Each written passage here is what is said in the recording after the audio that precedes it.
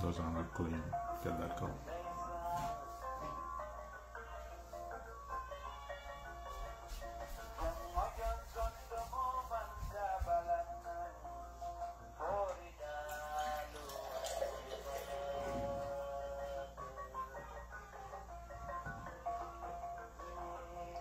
Farmara enembar. So mandaveri.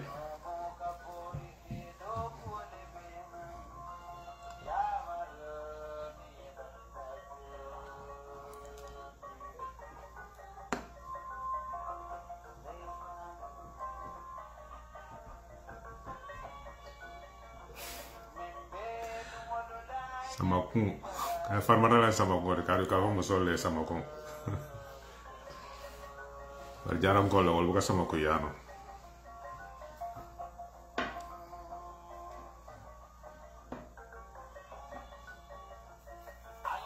Okay.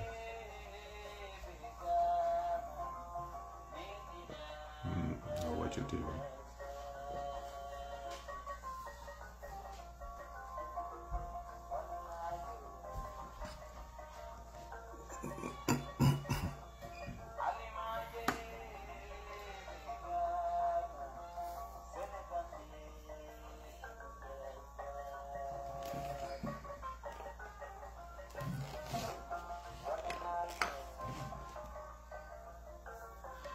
Okay guys, Allah baraka. Hopefully I don't take too much of your time. I got a farm mode, so cool see the bankere. We promise come make Allah nalan and nebari. Malik will come on guy to me to Malik. Baraka.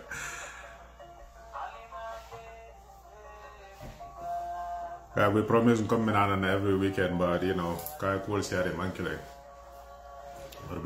Gari water sort of water and hold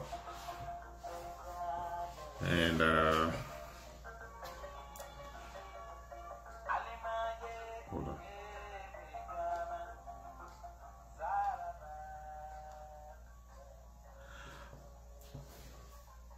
Okay, Ver, happy birthday. I think it's your birthday today, right? I'm guessing, but I'll verify. Anyway, happy birthday or happy belated birthday. Alright guys, so Allah baraka back for your time. So basically, we all know what is happening in the Gambia. You go UDP, we are not consistent, but Gambia, the inconsistency syndrome has affected everybody right now because just like the topic says, the draft constitution is dead and we should blame the people who voted for the draft constitution. Tomorrow, good. So happy birthday in advance.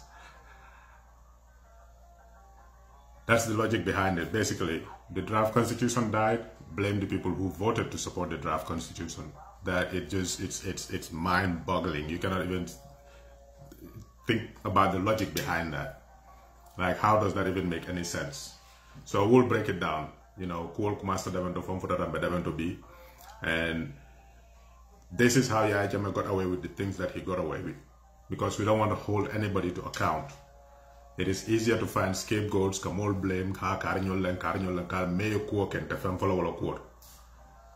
that's been the problem. That is how Yahya Jammeh thrived. And it is exactly the same thing that is happening right now. When it was happening, they lied, created a narrative around some nonsense, and now that the draft constitution is dead, they want to create a different narrative opposed to their first nonsensical narrative that they created. Because mnawe caring, a draft constitution or some National Assembly, UDP has support everywhere. Mr. Dabo consulted with the National Assembly members. We also pictures of that. It had at Mr. Dabo's office. They sat down to discuss it. UDP as a political party, a submission was sent to the CRC. When CRC called a consultative meeting for political parties, UDP was there. Nadia Kemonyol, Michael Bebulu, they were all talking there, advancing the position of the UDP on so many issues that were raised, including term limits, which the UDP supported 100%. So all those engagements were done. Mr. Dabo was the only political party leader, basically, who went live to kind of advocate for the, adoption of the draft constitution. It is not perfect, but molds our support because, it will lead us away from Yahya Jammeh's bad governance to usher in the new republic. That's been the UDP's position. What time we come on and the UDP being new draft constitutional support because 1997 constitution, under the 1997 constitution, Mr. Dabo will not qualify because he's a convicted criminal. He can all what time. Well, at UDP be draft constitutional support. But we stood our ground, UDP stood its ground. People like us who are nobodies, but we just speak on behalf of, not on behalf of UDP, but share our support for UDP and why we support UDP and support their positions. We were all over Facebook supporting the draft constitution. Support because under 1997 constitution, Mr. Dabo to qualify la UDP and Neola through draft constitutional pass. That was the whole narrative. If I'm convinced about that lie, which is not true, because Mr. Dabo the only reason why the law is the UDP come law or those are the only two reasons. So that aside, what we need to do in Gambia is start focusing on facts. But war is too hard. But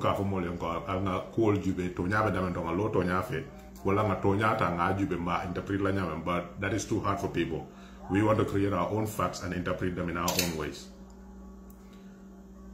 So UDP did all that campaign here. And then when it went to the National Assembly, 100% of UDP's representatives in that National Assembly voted to support the passage of the draft constitution to the next level, where they're going to debate and, if necessary, make amendments before it goes to a referendum. All that happened. What was the excuse at that time? Oh, near the UDP bar support is because 1997 constitution Mr. Dabo favor. Because near 1997 constitution to ye at a low Mr. Dabo even called out openly, all of us did, called out the Justice Minister, the current Justice Minister, Kavoko. Government is about to present a bill. You are not there to defend the bill. You are not there to say anything in favor of the bill. You just presented the bill and let the National Assembly members debate it. That shows that there is no goodwill on the part of the government to see to it that this bill passes. In order for it to adopt, for us to adopt a new constitution, there was no intent from the part of the government for that to happen. Mbenga Ojija called out the Justice Minister for it. So, mol say fansum cool create knowledge say fansum kumol fono ha nyinati naketa rebonto nyabe dem ngalon. More voted to support or to knock down that draft constitution. They are all in Barrow's good books. They all did it to please Barrow. NPP, NRP, more them, PPP, some of them. Some of the GDC, many of them, they are openly supporting Barrow now. I think UDP or Dunkurungal member the UDP goes on to NPP. These are the people who supported the draft. I mean, the kicking out of the draft, even without giving the Gambian people the courtesy to have the National Assembly debate on it, because they don't like certain clauses in that draft. To them, it favors the UDP more. How will a constitution favor one party more than it favors any other citizen in that country? This is the most progressive constitution we had, but you know, that's all by the wayside. So that happened. Now they don't know how to proceed. They want to bring back the draft, but they want to make it in a way that it pleases Barrow, take out the things that he doesn't like, and bring it back to the National Assembly. UDP told them, if you bring it back, we're not going to vote in support of that, because that's not the CRC document anymore. Suddenly, UDP is the problem. Let's blame UDP. What kind of sense does that make? In what kind of world does that make any sense?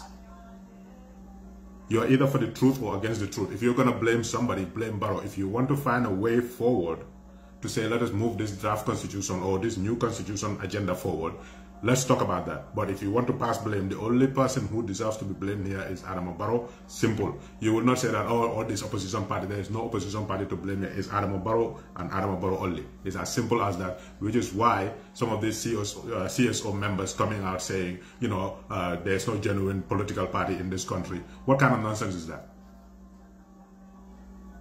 Adama Barrow killed this draft constitution, and he's trying to revive it in a way that it pleases him by taking out certain provisions and bringing it back to the National Assembly, which is not going to happen. Honorable Sanajawara was on the brunch this morning. He raised some points there. It can come back in basically 3 different formats. In fact, when they knocked it down, the reaction from the public, we are disappointed, and they expressed it. Honorable Halifa Sallah actually suggested to bring it back by invoking I don't know, what was it? He moved a motion so that they can rescind their decision to say, we will rescind our decision of rejecting this so that it can come back to the National Assembly. Although there are some technical issues to doing that, but he proposed it. Honorable Sana Jawara seconded it so that they can bring it back. But these people didn't want that to happen. That's one way they can bring it back. They didn't want that to happen. The only other way they can do it is bring it back and present it as a new bill. But if you change anything in it, it is no longer the bill from the CRC. It is a government bill. So basically what you need to do is, if you bring it back again as a government bill, you have to gazette it, which is going to take at least 90 days for it to be gazetted. So you gazette it and bring it back to the National Assembly for them to debate on it.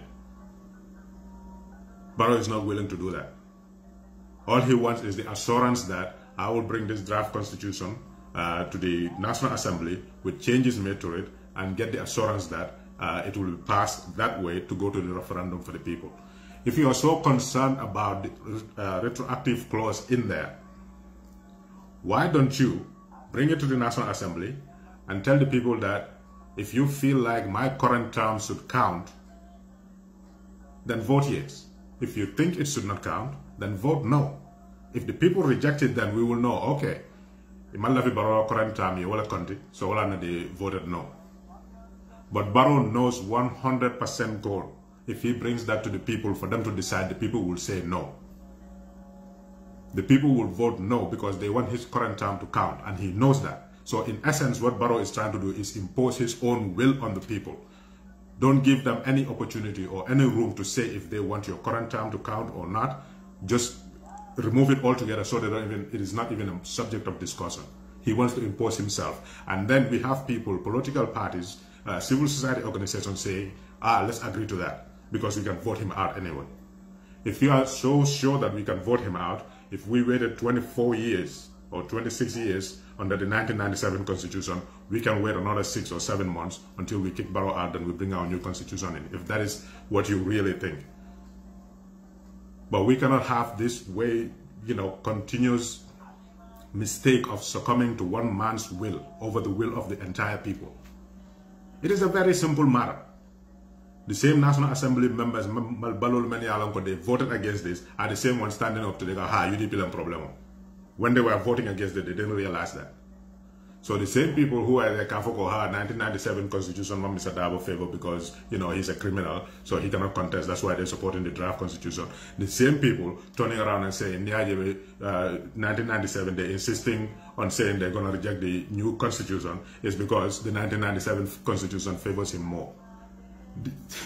At some point, it becomes shamelessness. That's what it is barefaced shamelessness. Molmeni Alonko, they did everything to support this draft constitution.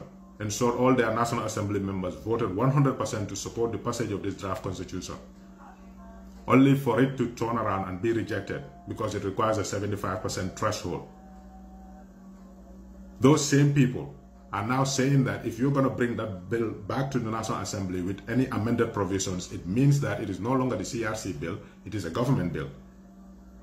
And what the government is trying to do is impose its will on the people, and we are not going to stand for it. UDP cannot do anything outside of the National Assembly. All they're saying is, if you bring it to the National Assembly and you amend it, we are not going to support it. That's it. Anything that needs to be done outside of the National Assembly is 100% in the hands of the government. The Minister of Justice and his president. That's it. Anything that needs to be done there, that's entirely on them. UDP has nothing to do with that. So either Barrow brings it back or he doesn't bring it back, that's entirely his problem. UDP is not holding his hand and telling him don't bring it back. There are mechanisms they can use to bring it back. But are they going to do that?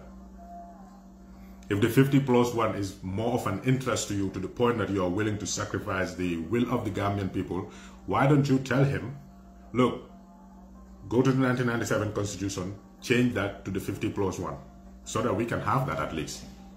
But you cannot sacrifice the will of the Gambian people in order to satisfy Barrow just because you want that 50+1. And it's all these small parties. Well, the back because the Alan Noko, that 50+1 is what favors them.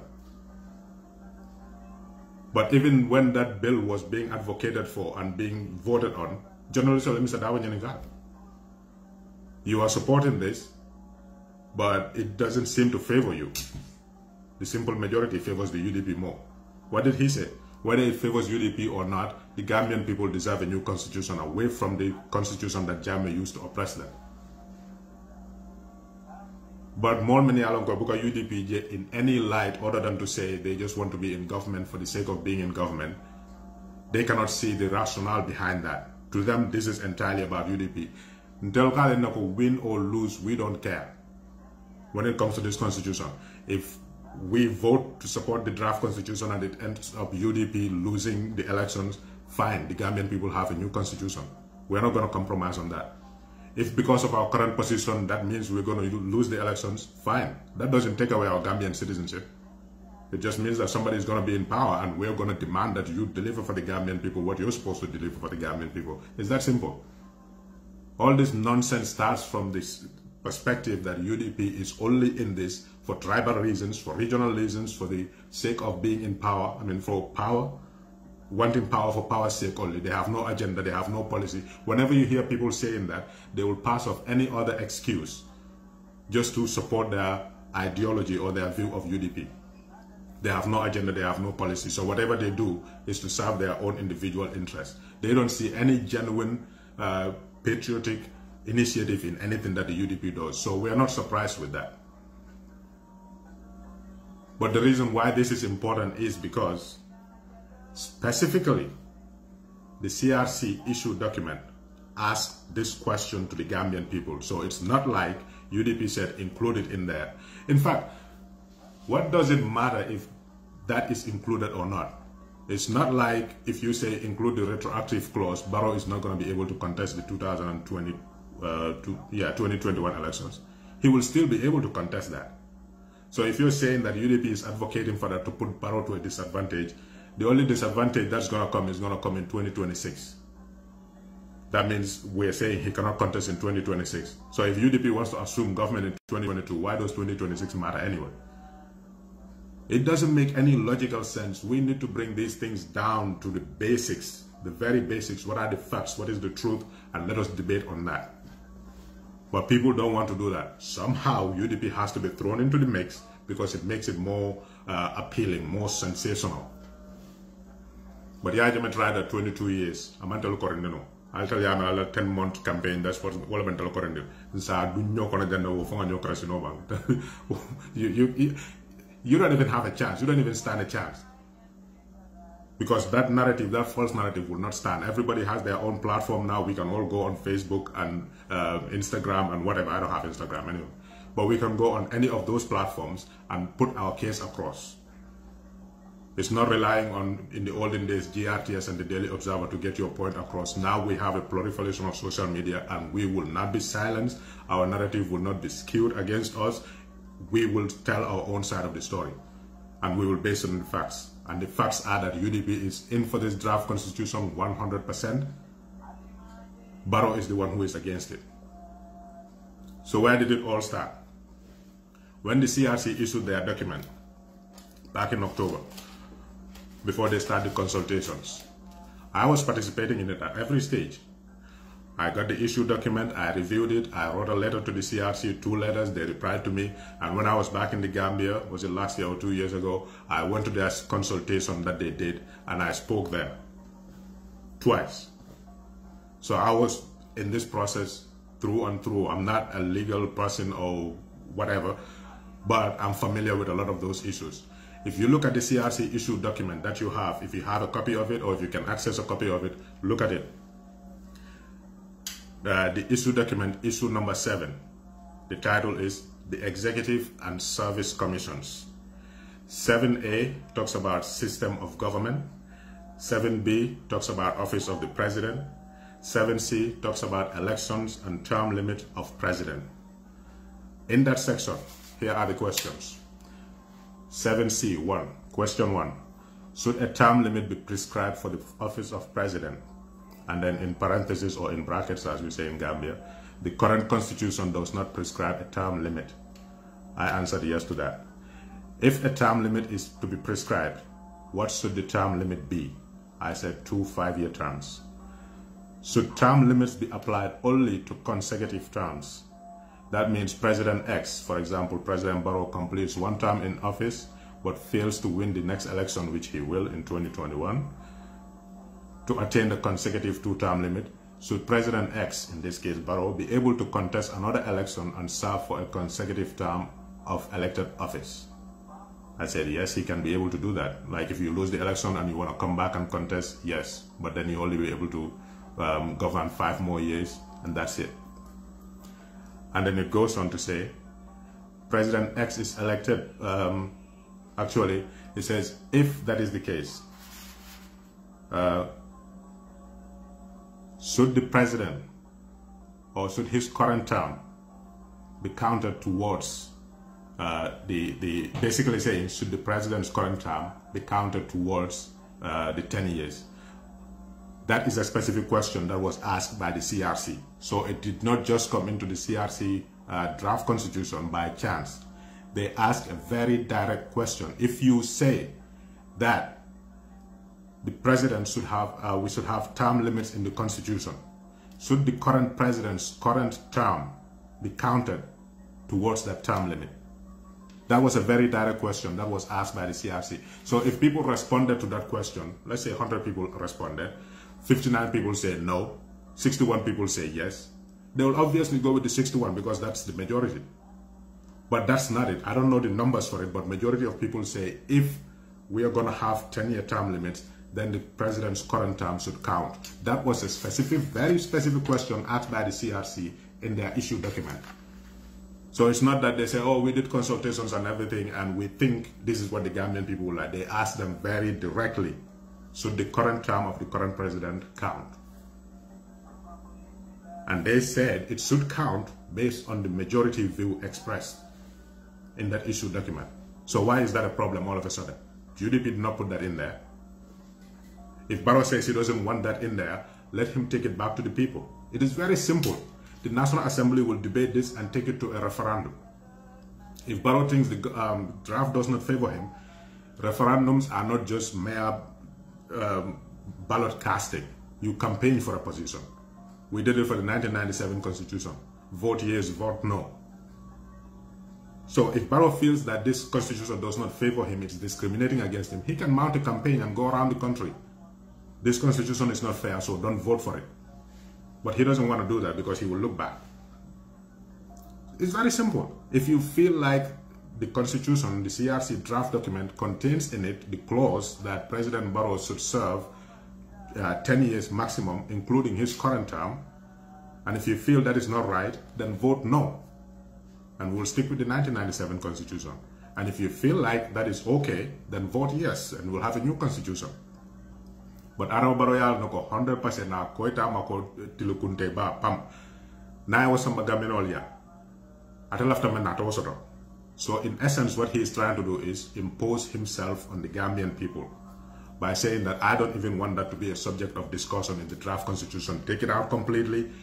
Let people talk about the term limit of 2 terms. But the irony of that is Barrow doesn't want his current term to count. Funnily enough, his current term, like he banks on the constitution. Like I want to have constitution for 5 years, constitution for 5 years, right? Number 5 years, but what the constitution says 5 years, that means the term of the president is 5 years. So if the term of the president is 5 years and you serve 5 years, why do you want that not to count as a term? And you do that here because it's a transition government. The transition government says 3 years. So if after that, which you were not allowed to contest after that because, you know, that was the promise you made. If after that you decide to contest, then fine, you can have a 2-term. But you cannot say, okay, I'm going to skirt the transition agreement, serve my full term as executive president, but I don't want that term to count. You use the constitution to your advantage for that, but you don't want to use the constitution or base your argument on the constitution, because if you serve 5 years, that means you serve a term of a president. It's that simple. Legal argument. Barrow served from 2017. Served from 2017 to 2021 as president of the Gambia. That was his 1 term. If he wins elections again, he's serving a 2nd term, 10 years. That's what the constitution says, 2 terms of 5 years, you're out. But no, you're arguing that that shouldn't count. Why? Because, oh, this is a transition government. But the transition government, the constitution did not cater for that. That was an agreement you went into with people that you decided you're not going to honor. You're going to serve your full 5-year term because constitutional whatever. The constitutional whatever. What constitution can we call? The term of a president is 5 years. So now that you serve the 5 years, you serve 1 term. So why do you want the constitution to disregard that? Like from 2017 to 2021, we did not have a president. That's basically what he's trying to say. So this nonsense has to stop. At some point, we need to come back to the table and talk about facts of the matter. It doesn't matter if you hate UDP. It doesn't matter if you wish we all died of cholera. What matters is facts are facts. Let us speak on the facts. When UDP supported the draft constitution, the argument was that, oh, they're supporting it because the 1997 constitution does not favor Dabo because he's a criminal. Fine. We weathered that storm. Afrobarometer did their survey and found that 85% of Gambians want a new constitution. So even if UDP is supporting this because it favors them, at least 85% of Gambians are on board with a new constitution.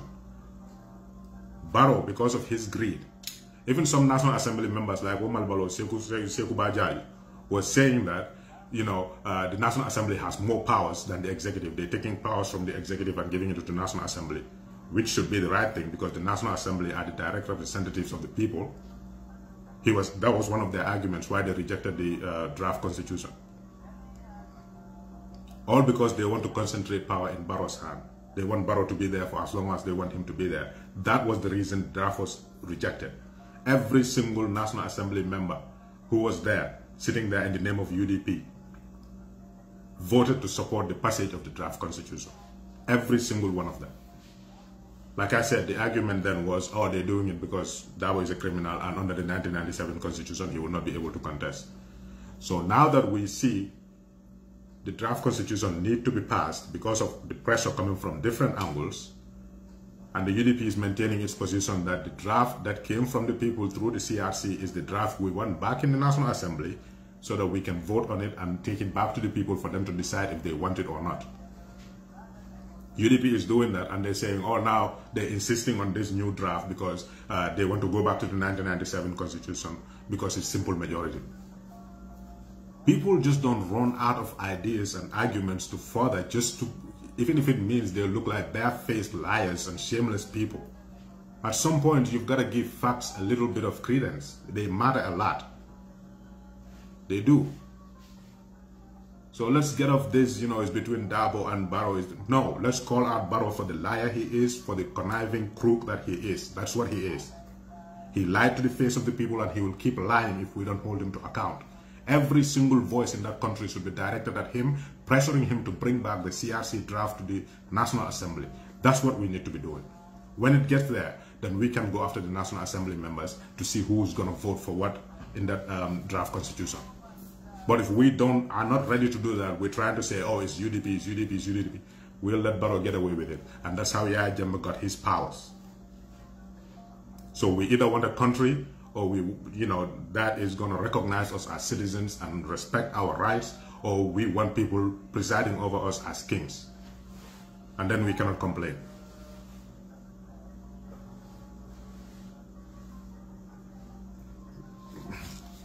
So like I said, the 50+ one, the simple majority, it doesn't matter. The fact of the matter is CRC was set up by an act of parliament, which means it's a law. Whatever came out of that is what should be presented to the people for them to vote on it. The people who are in cahoots with Barrow don't want any of that happening. So they kicked it out of the National Assembly by virtue of the fact that they need 75% majority for it to go to a referendum. That's where the problem is. So if they are trying to revive it, there are ways they can go about it. Like Honorable Jawara was saying, Honorable Halifa Saleh said they can bring it back and, for them to rescind their earlier decision of rejecting the draft constitution so that they can debate on it. But there are technical issues to that which the National Assembly will have to deal with. He moved that motion, Honorable Salah moved that motion, Honorable Salah Jawara seconded it, but it didn't go. Because those people there didn't want it to happen. So the only other way it can happen is bring it back. By saying that this is the CRC draft, you know, we're going to present it again and give it a second chance. I don't know what the mechanisms are for that because I'm not familiar with the rules there. But bring it back. But as soon as you change something in it, it is no longer what the CRC presented. It is something that the executive is presenting. And that cannot just come to the National Assembly directly. It has to be gazetted, just like any government-initiated bill is gazetted. And that will take us into June, July, before the National Assembly can even start debating on it. So the hypocrisy must stop. Let the truth prevail. Speaking the truth is not favoring the UDP in any way. It's just speaking the truth so that we know we are all fighting for the same cause. And that is the cause of the Gambia. The Gambia needs a new constitution.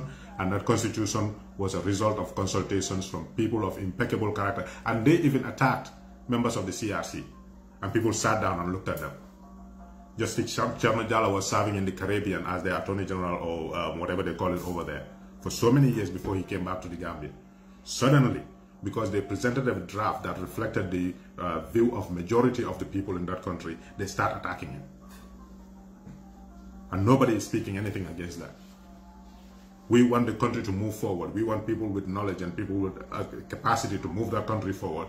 Their image gets impunged on a daily basis. Nobody cares about that. All they care about is this favors UDP, this doesn't favor UDP.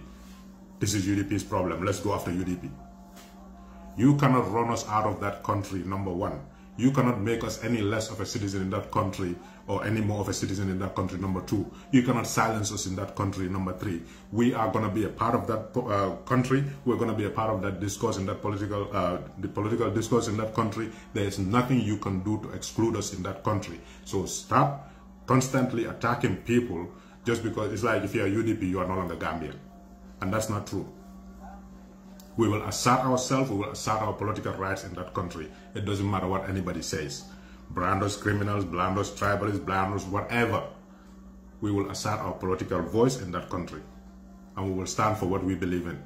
Whether you see that as benefiting the Gambia or not benefiting the Gambia, that's your problem. Even Islam that we believe came from the one creator God had different interpretations in different parts of the world. So that is nothing new. People will see the truth and interpret it anyhow they want to interpret it. But it's as long as we are all saying that we want to move this country forward, we want a better country, let us defend people with integrity like the people in the CRC who did a tremendous job to bring a document that is not perfect, but it is good enough to move us into the Third Republic. They're being attacked and we're not doing anything about it. As soon as UDP takes a position, all of a sudden it's a problem and UDP is the problem.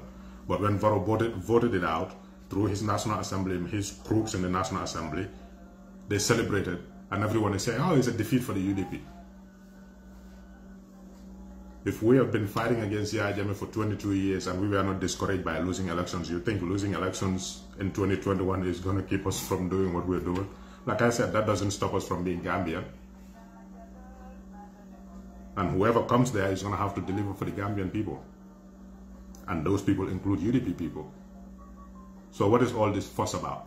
Just because you don't want to see one person aspiring to be president of the country who is Lawyer Dabo? What has he done wrong to you? Personal grudges? Well, if that's what you're fighting for, then stick to that. Don't talk about patriotism. Don't talk about Gambia or Gambia Force, because that's not true. Your whole agenda is your personal view of somebody and what you think he deserves and doesn't deserve. It's okay to believe that people don't have the right ideas to move a country forward. That's fine. But when it moves from those ideas to their person, somebody who's been in the public service for over 40 years, what do you know about him that you think makes him a characterless person or a person who shouldn't be trusted or entrusted with public funds? 40 years. If you can only come up with one thing to say that this is the reason why, then obviously he deserves a second chance. But you cannot even come up with that one thing. Just because he holds views and he asserts his views, he's suddenly a problem. So anyway, we're going to nail this. We're going to talk about this. and we would not be blamed for the wrongs that Barrow did. It is entirely his fault. It is entirely his wrongdoing. It is entirely on him and his minions in the National Assembly. Anybody who comes out here shamelessly saying it is UDP's problem, that's your problem. We are not going to budge. If negotiations are taken with serious players in the field, politicians and the like, and they convince us to see a different perspective, maybe we'll agree to certain things. But the people's draft is the people's draft. If they are going to present it, they present it as the people's draft. If they change it, they present it as a government draft and let it go through the normal process. If it passes, it passes. If it doesn't pass, it doesn't. But we maintain our position that UDP is in support of the draft constitution, and if anything is altered in it that we feel like is an assault on the expressed will of the people, our National Assembly members will vote against it. So as it is right now, whatever is happening is in the hands of the government, Attorney General and his president. If they want to bring it back, that's their problem. UDP cannot do anything about it until it hits the floor of the National Assembly. That's the fact. So if they don't want it to come to the National Assembly, that's their problem, not UDP's problem. So that's what we wanted to share with you guys, and we'll continue the discussion because other things will come up, new things will come up, but we will not relent. This is the express will of the people. It is in there. Barrow cannot change it as a matter of principle. Telling people that I don't care for what you say, I want you to accept what I want. It's not going to happen. You make your bed, you lay in it. If you want to bring back the 1970 Constitution, Republican Constitution, let's go with that. Whoever wins, wins. 1997, we will not be guilted into saying that we want to go to elections using the 1997 Constitution when we did everything to change that into a new Constitution. We did our part. Those who failed in their part. And if you're going to call anyone out, call those people out. We're not going to be compromising on the need for, we need a 50+1. So we're going to have to compromise with Barrow and let him have his 3 terms. Who's to say he's not going to change anything else after he wins? These mistakes compound. You let him, give him an inch, he takes a yard. So like I said, we'll be on guard, standing here like sentinels. Anything you come up with, we're going to counter you on it. You bring facts, let's debate them. You bring sentiment, we have our own sentiment too. We'll knock it all down. So, we're just getting started. So, Allah baraka guys, we'll see you again another time.